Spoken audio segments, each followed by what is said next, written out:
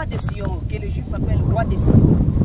Et c'est lui qui a fondé ce mouvement, qui a vécu ce mouvement quand l'antisémitisme commençait à croître à travers les nations. Donc il y avait un grand besoin que le peuple juif qui était dispersé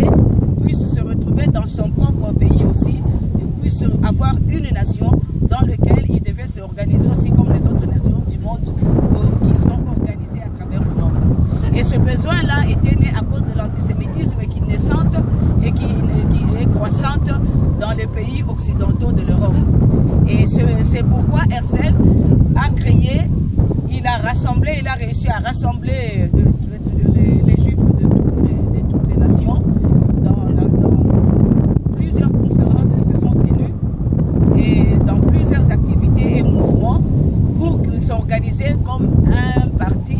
politique, si je peux l'appeler ainsi, un mouvement politique, un cartel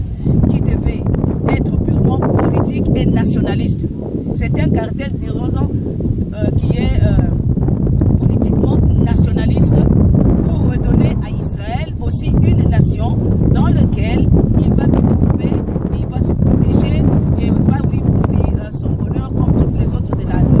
les autres nations de la planète qui ont aidé à émerger. Et voilà que maintenant, toujours dans son évolution, on a vu que les gens qui Herzl, les lobbies que Herzl a laissé, maintenant, ce concept-là est en train d'évoluer maintenant vers ce qu'on appelle la globalisation ou la mondialisation, encore une fois. C'est-à-dire, chaque fois quand Dieu